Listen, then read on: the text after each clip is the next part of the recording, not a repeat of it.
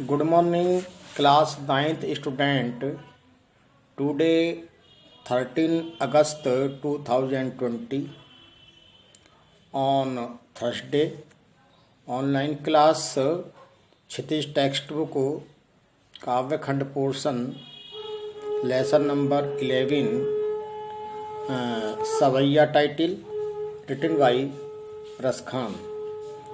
इससे पहले जो मैंने आपको वीडियो क्लासेस दी हैं वीडियो चैनल के माध्यम से, उसमें सवैया जो शीर्षक है उसकी 3 सवैये हैं। मैंने तीनों की एक्सप्लेनेशन की थी।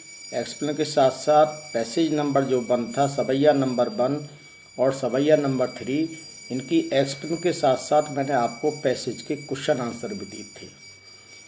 पैसेज नंबर जो 2 है, सवैया नंबर 2, इसकी मैंने केवल एक्सप्लेनेशन बताई थी, आपको लिखने के लिए बताई थी, परंतु इससे संबंधित कोई पैसेज के क्वेश्चन आंसर नहीं दिए थे।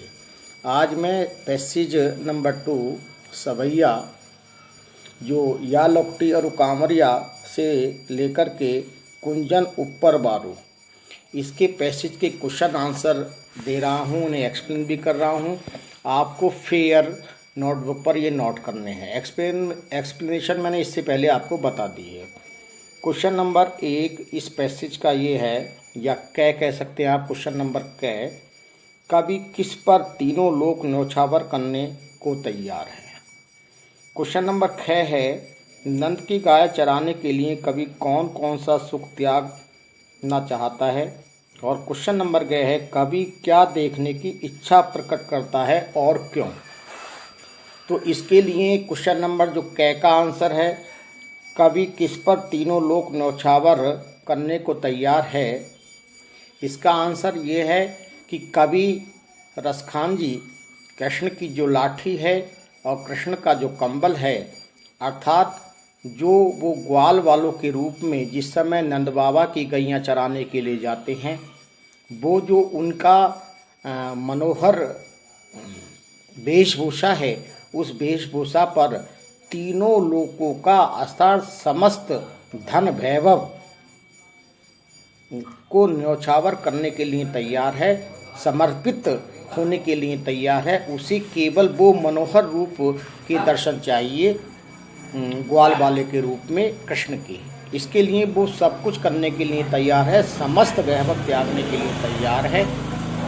क्वेश्चन नंबर 6, नंद की गाय चराने के लिए कवि कौन कौन सा सुख त्यागना चाहता है। देखिए इसका आंसर, नंद की गाय चराने के लिए ग्वाल वाले के रूप में जिससे नंद की गाय चरा कर के भगवान कृष्ण के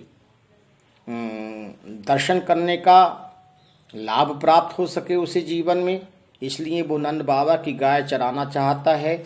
और इसके लिए वो 8 प्रकार की जो सिद्धियां हैं और 9 प्रकार के जो भी खजाने हैं, निधियां हैं, उन सब से प्राप्त होने वाले सुख का परित्याग करने के लिए कवि रसखान जी तैयार हैं।